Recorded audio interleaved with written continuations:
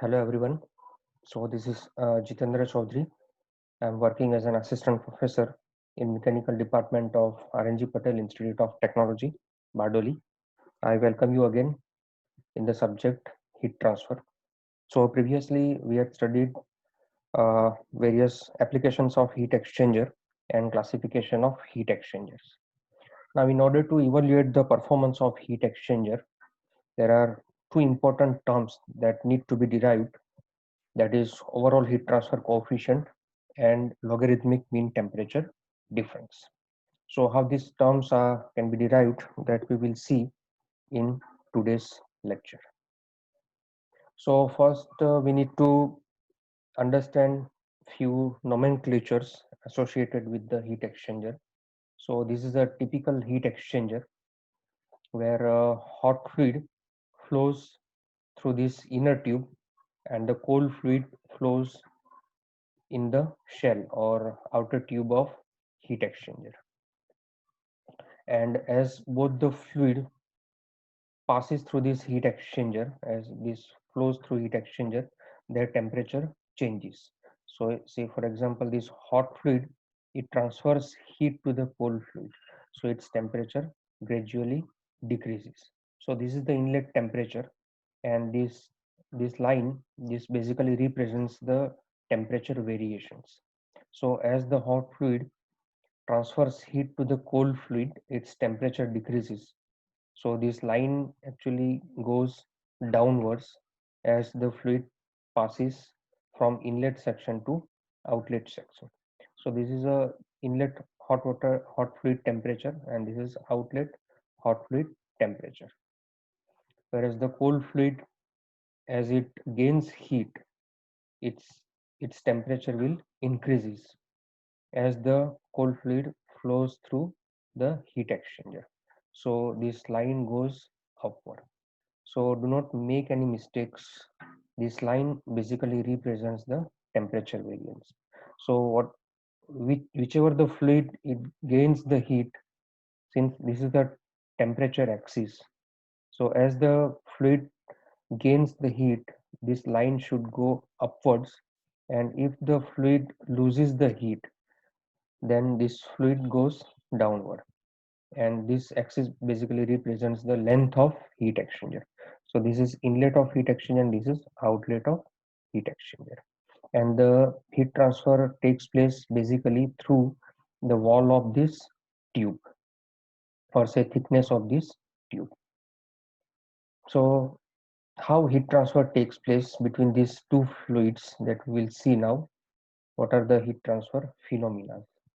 So if you look at the conduction heat transfer, then according to Fourier's law, the rate of heat transfer, that is K into area into dt by dx. And in case of convective heat transfer, the rate of heat transfer is H area into surface temperature minus fluid temperature. So if you see conduction and convection, the rate of heat transfer depends on some coefficient. In case of conduction, this is thermal conductivity. In case of convection, this is the convective heat transfer coefficient. Then heat transfer surface area, and then you have a temperature difference. So rate of heat transfer depends on three parameters: some coefficient, area, and temperature difference. But if you see, in case of heat exchanger, how exactly the heat transfer takes place from hot fluid to cold fluid. So as we had seen, the hot fluid is basically that is inside the inner tube, and then we have a thickness of the tube, inner tube, and then cold fluid is outside the inner tube. So now we'll see how heat transfer takes place.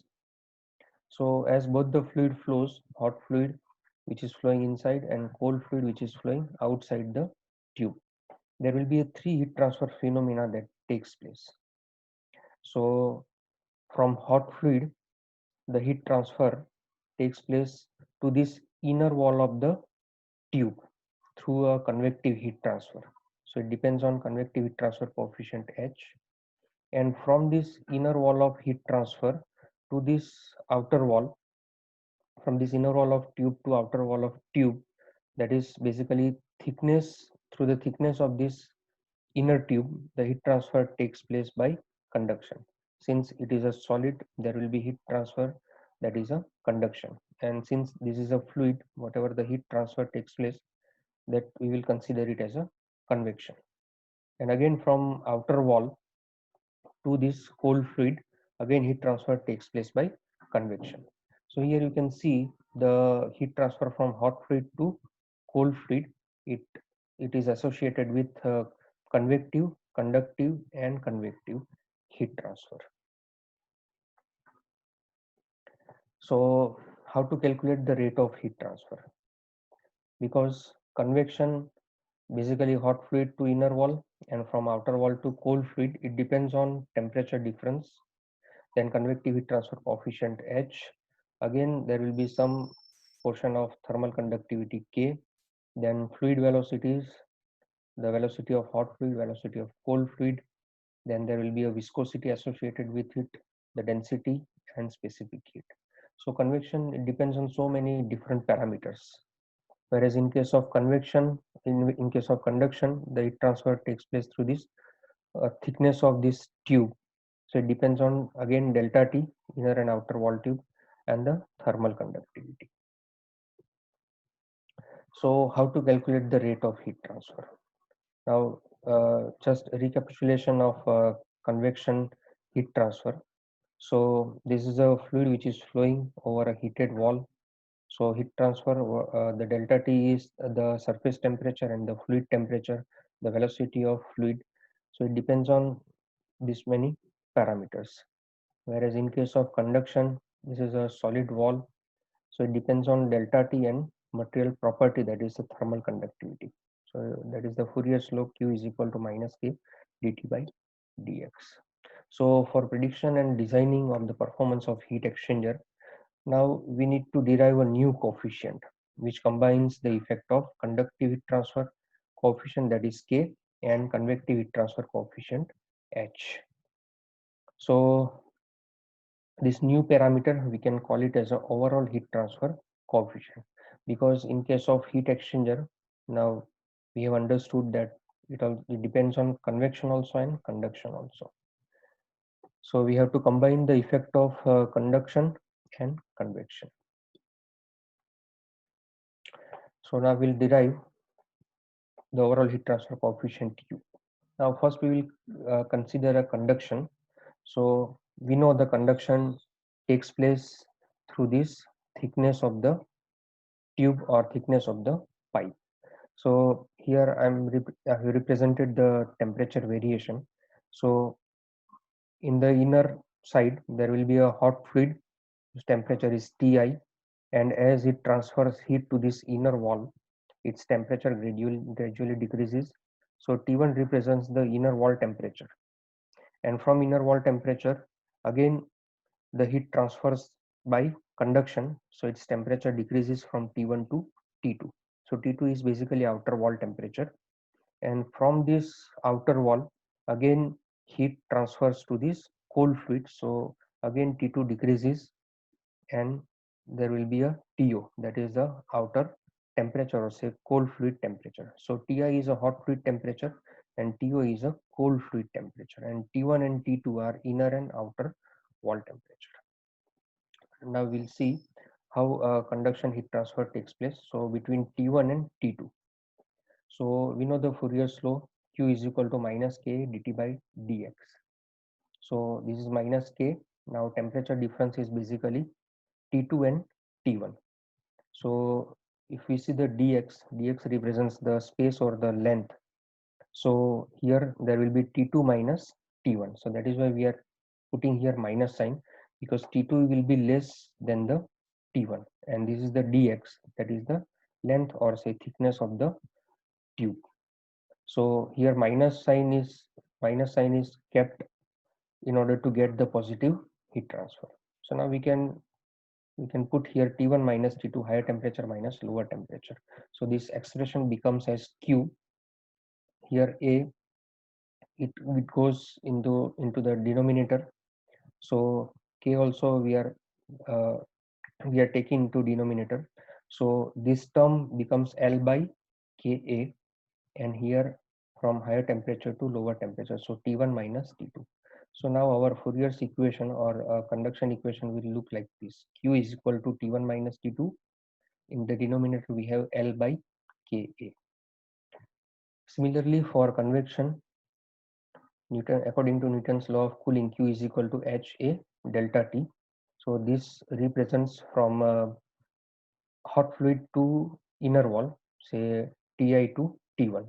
So this equation is from heat transfer from hot fluid to inner wall, and this expression represents the heat transfer from outer wall, that is T2, to cold fluid, that is TO. Both these are the convective heat transfer. So again, we can write down Q is equal Q divided by HI into A, Ti minus T1, Q upon HO, that is outer convective heat transfer coefficient, into A, T2 minus TO. Now, in order to represent by temperature difference, then we can write down T1 minus T2 is equal to Q into L by Ka. Here also we are representing in terms of temperature difference. So Ti minus T1 Q by Q upon HI A. So we have now three equations based on a temperature difference. So this is convective heat transfer, this is again convective heat transfer, and this is a conductive heat transfer. So now if we sum up all these three equations, then this T1 and T1 get cancelled out, and this T2 and T2 get cancelled out. So we'll be left with Ti and TO. So this left hand side, now it is represented here Ti minus TO, as we add these three equations, equation 1, equation 2, and equation 3.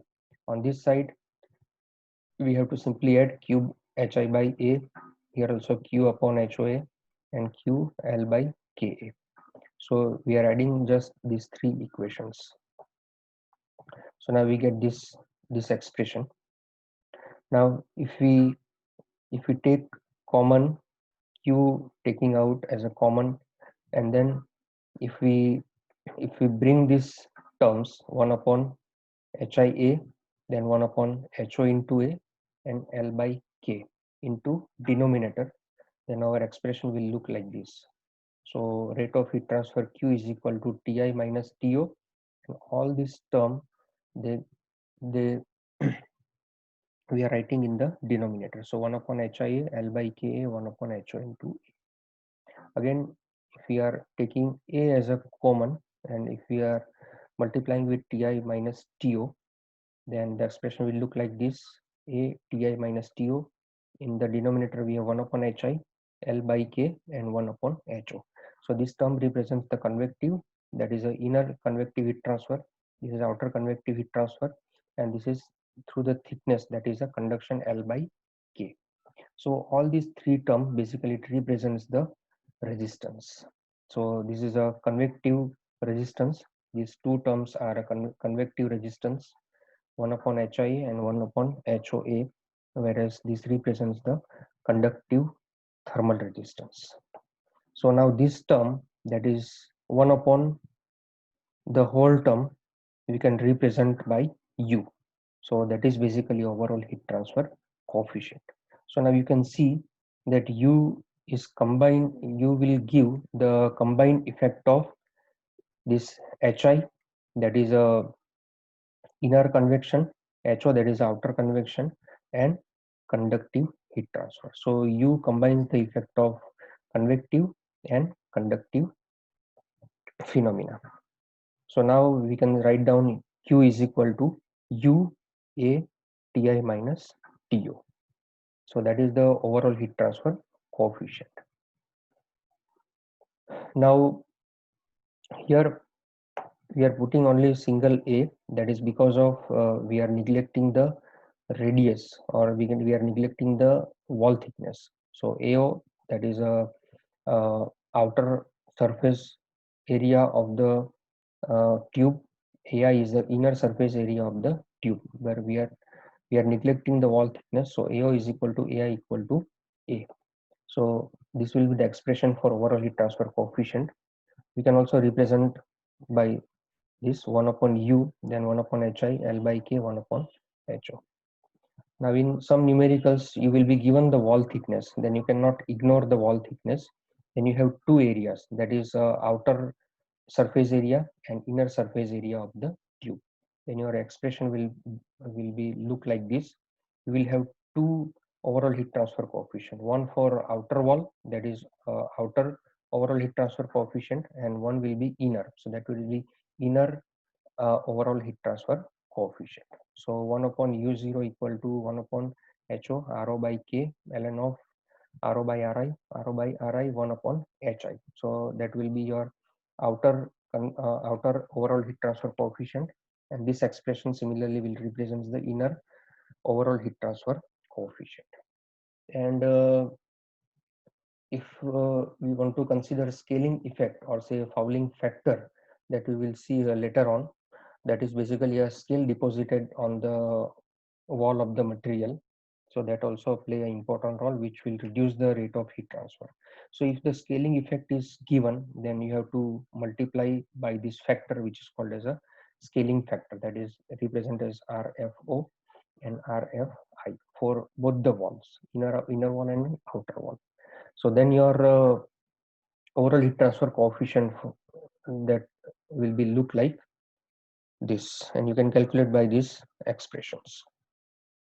Now we'll see what is the logarithmic mean temperature difference. As we know, to calculate the rate of heat transfer, you need some coefficient, area, and delta T. So now we have solved this query, which coefficient to take. So we have combined the effect of conduction, that is K, and convection, that is H. And now we are representing with the overall heat transfer coefficient, that is U. Now which delta T we need to take.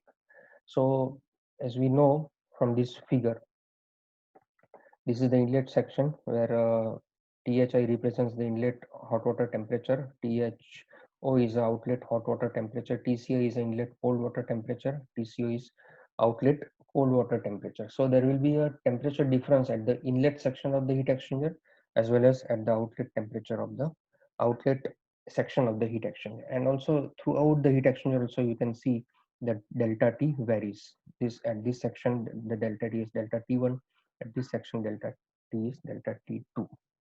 So at each section delta T will be vary. So which temperature difference we need to take. So for that we are defining a term which is called as a logarithmic mean temperature difference. Now here you can see the temperature difference changes throughout the length. So at this temperature difference, whatever the heat which transfers from hot fluid to cold fluid depends on this temperature difference. At this section, whatever the heat which transfers from hot fluid to cold fluid depends on this temperature difference. And now in order to get the total heat transfer across the heat exchanger, we need to sum up all these small heat transfer that are taking place at this particular temperature, which depends on this particular delta T. So in order to calculate the total heat transfer, we are devising a term which is called as a LMTD. Now what is LMTD? So it is defined as that temperature difference which, if remains constant, it would give the same rate of heat transfer as actually occurs under variable condition of temperature difference. So that is called as a logarithmic mean temperature difference. You can also uh, analog or imagine it as a mean effective pressure, which we come across in IC engine cylinder, where the pressure actually continuously changes, but we consider a mean effective pressure to calculate the uh, total force of the force on the piston. So similarly here also the delta T varies throughout the heat exchanger, but we are keeping a LMTD, which is a constant temperature, which if remains throughout the heat exchanger constant, then also it will give the same amount of heat transfer under this variable delta T. So that is a logarithmic mean temperature difference. So now key learning of this lecture, we know that overall heat transfer coefficient, how it combines the effect of thermal conductivity K and convective heat transfer coefficient H. And also LMTD is actually a mean temperature difference, which if remains constant, It would give the same rate of heat transfer under variable temperature difference. Now in next lecture we will derive LMTD, that is logarithmic mean temperature difference for parallel flow and counter flow heat exchangers. Now after learning, you should be able to answer the following questions. For example, explain the mechanism of heat transfer between hot and cold fluid in simple heat exchangers. Also derive an expression for overall heat transfer coefficient and discuss some special cases. Also, you should be able to give definitions of LMTD. Now you can give feedback on this lecture for further improvement of this lecture. My email ID is jbc.fetr@gmail.com. Thank you so much.